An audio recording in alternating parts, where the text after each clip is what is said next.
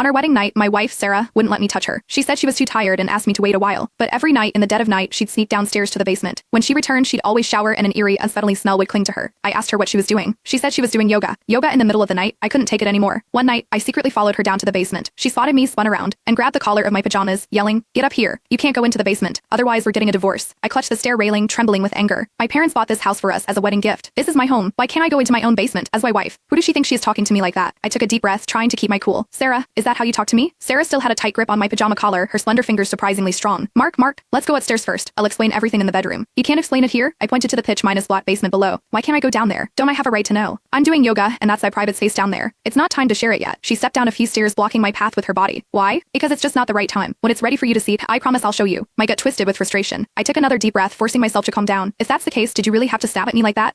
She bit her lip. I was just a little worked up, you know? Besides, you know I'm direct, you're used to that. I scoffed and turned to go upstairs. Fine, I'd wait until she left for work tomorrow, then I'd check out what is really going on down there. Back in bed, I tossed and turned, unable to sleep. There had to be something fishy going on in that basement, something serious. Was it a secret Sarah didn't want anyone to know? I looked at her. She was also awake, staring at the ceiling, lost in thought. I remembered how shocked I'd been when she first asked me out. She was so beautiful, with so many guys after her, while I was just an average Midas-looking guy. What did she even see in me? She said she liked my kindness, my quiet demeanor, and the sense of calm I brought her. I believed her, but if that was true, why did she push me away every night? I'm her husband. After all, was this normal? Finally, I cowed and hold back. I reached out to caress her cheek. What are you doing? She pulled away like she'd been burned, glaring at me with disgust. The kind of look you give something revolting. I suddenly got it and angrily turned away. But I couldn't let that insult slide. If she didn't have feelings for me, why did she ask me out? Why marry me? Thinking that, I spun around, glaring at her. You said you needed time. That we couldn't be too intimate yet, and I get that. But why such a strong reaction when I just touched you? How many times have I explained this? It's a psychological thing. In looking for a therapist, you need to be patient. Sarah picked up her phone and gently tapped my shoulder with the back of it. He wouldn't even touch me with her hand. Mark, please, just give me 6 months, okay? After 6 months, I promise it'll be better. She tapped me with her phone, not even her hand. Was I really that repulsive to her? Could I even believe her? But right then, I had no choice but to wait. I sighed and rolled over. Truth is, I'd given her everything. From the start of our relationship, I'd done whatever she wanted. She said she liked jewelry, so I bought her expensive necklaces. She wanted to travel, so I took her everywhere. She mentioned investing, so I supported her learning about finance. I gave her everything I had, did my best to get her whatever she wanted. But this is what I got after the wedding. It all had to connect to that basement. I had to find out what was going on.